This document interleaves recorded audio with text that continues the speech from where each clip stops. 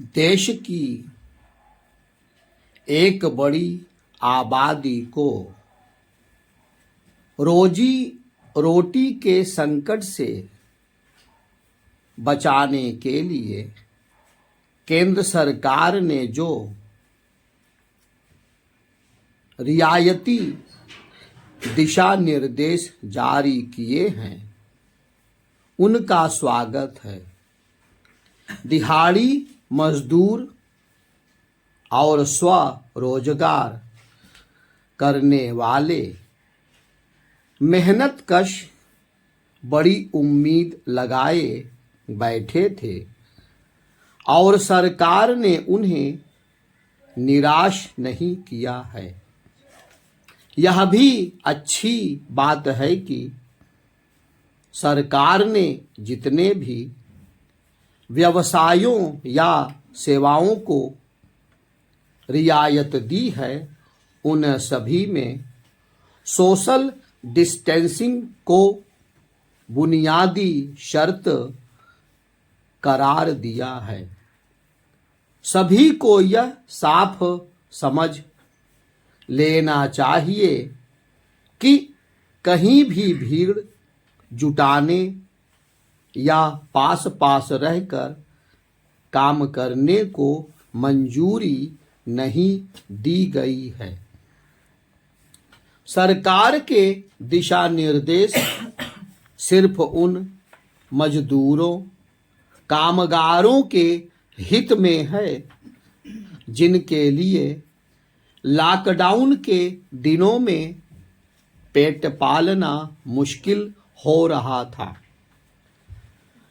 विशेषज्ञ यही आशा करेंगे कि 21 अप्रैल से लागू होने वाली इन रियायतों का लाभ सिर्फ वही लोग उठाएं जो वाकई बहुत ज़रूरतमंद हों।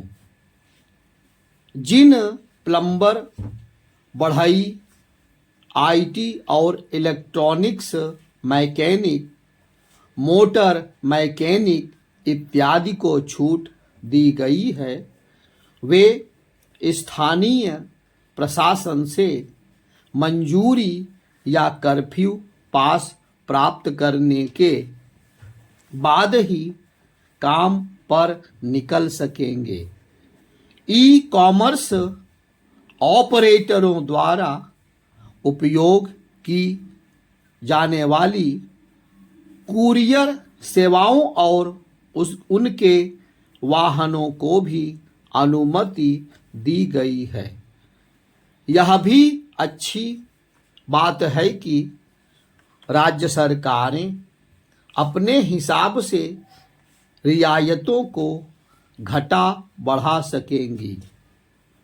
दूध, सब्जी, दवा, राशन आदि जरूरी वस्तुओं की आपूर्ति श्रृंखला और पैकेजिंग उद्योग को भी रियायत देना जरूरी था। भवन निर्माण उद्योग में जो रियायत दी गई है उसके अनुसार ग्रामीण इलाकों में निर्माण गतिविधियां शुरू हो सकती हैं। दूसरी ओर शहरों में सिर्फ वही बिल्डर निर्माण कर सकेंगे जो मजदूरों को निर्माण स्थल पर ही रख सकते हैं। यह सरकार की मजबूरी है कि बैंक, एटीएम, पोस्टल सेवा, पोस्ट ऑफिस खुले रहेंगे। मांग के अनुरूप ही सेबी और बीमा कंपनियों को भी अनुमति दे दी गई है। ताजा रियायतों से सर्वाधिक लाभ ग्रामीण अर्थव्यवस्था और उन मैन्युफैक्चरिंग इकाइयों को होगा जो शहर के बाहर स्थित हैं। सेज यानी स्पेशल इकोनॉमिक जोन और औद्योगिक नगरों में स्थित इकाइयों को काम फिर शुरू करने में सहूलियत होगी। सेज के तहत निर्मित इकाइयों के लिए यह दोहरी परीक्षा की घड़ी है। एक ओर जहां वे आबादी से दूर रहकर अपनी उपयोगिता साबित कर सकती हैं, वहीं दूसरी ओर उन्हें बेहतर निर्माण क्षमता से देश को भी संबल देना है। कृषि और कृषि उद्योगों को काम शुरू करने के लिए रियायत दी गई है तो आश्चर्य नहीं। कृषि देश की बुनियाद है। सबसे बड़ी खुशखबरी तो मनरेगा के तहत कार्यों को दी गई मंजूरी है। गांवों में रहने वाले ज़रूरतमंद भारत को इससे बहुत सहारा मिलेगा। सरकार ने रियायत देते हुए एक जोखिम भी उठाया है। अतः ज़रूरतमंद लोगों को इनका सदुपयोग करना चाहिए ताकि रियायतें कायम रहें और बढ़ें भी। उनके सामने जिम्मेदारी न केवल अपने जीवन और परिवार के संरक्षण की है, बल्कि उस सरकार की लाज भी रखनी है जिसने उन्हें रोजी रोटी के संकट से निकालने का जतन किया है। आने वाले दिनों में संभव है लॉकडाउन अचानक खत्म ना हो। कोरोना वायरस की दवा के आने तक जीवन सामान्य ना चले। अतः यह हर नागरिक का कर्तव्य है कि वह सरकारों के दिशा निर्देशों की पालना करे। ध्यान रहे, हमें जान भी बचाना है और जहान भी। अनुवाद करिए। लाइए भाई, लिखिए, अनुवाद करिए। हाँ लिखो भाई। लिखिए।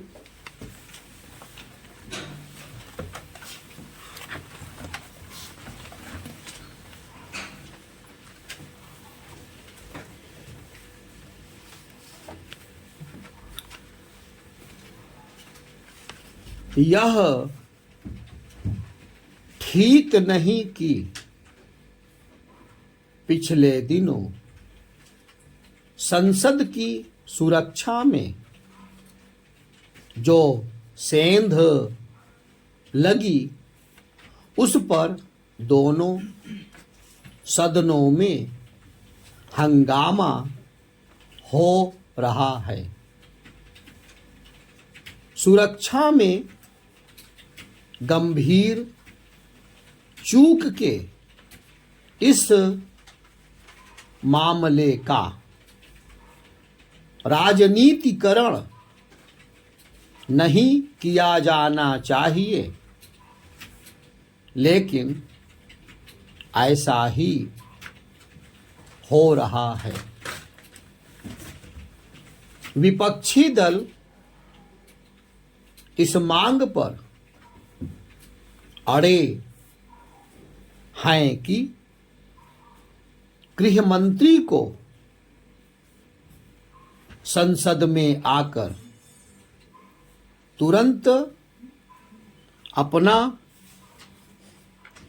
बयान देना चाहिए।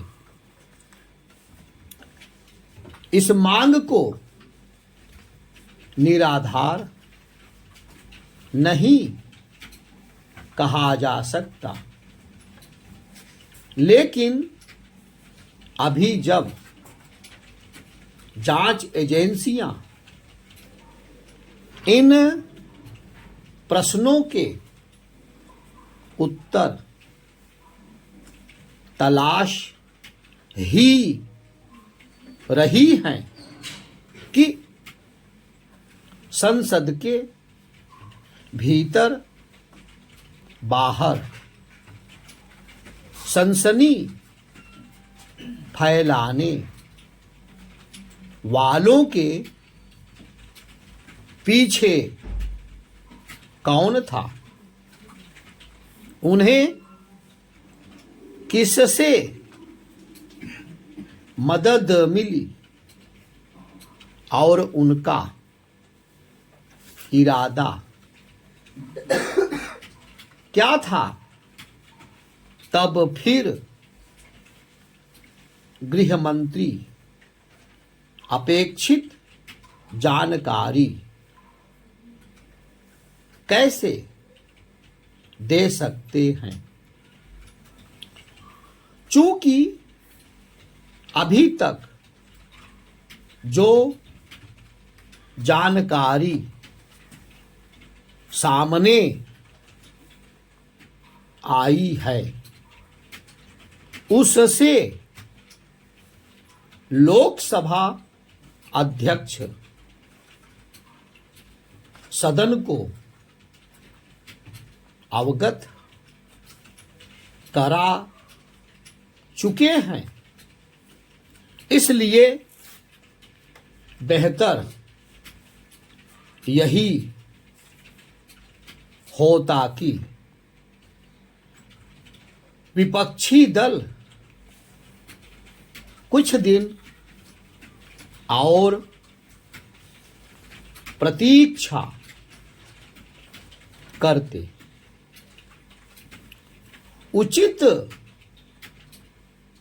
यह होगा कि सत्ता पक्ष की ओर से दोनों सदनों में विपक्ष को आश्वस्त किया जाए कि संसद की सुरक्षा में चूक के मामले में गृह मंत्री यथाशीघ्र संसद को अवगत कराएंगे। विपक्ष को भी हंगामा करने के बजाय सत्ता पक्ष को कुछ दिन की मोहलत देनी चाहिए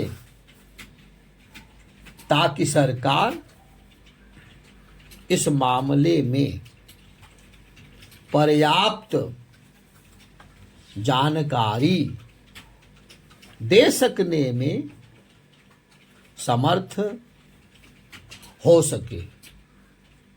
चूंकि संसद के शीतकालीन सत्र की समाप्ति में कुछ ही दिन बचे हैं, इसलिए सत्ता पक्ष और विपक्ष को इसके लिए प्रयत्न करना चाहिए।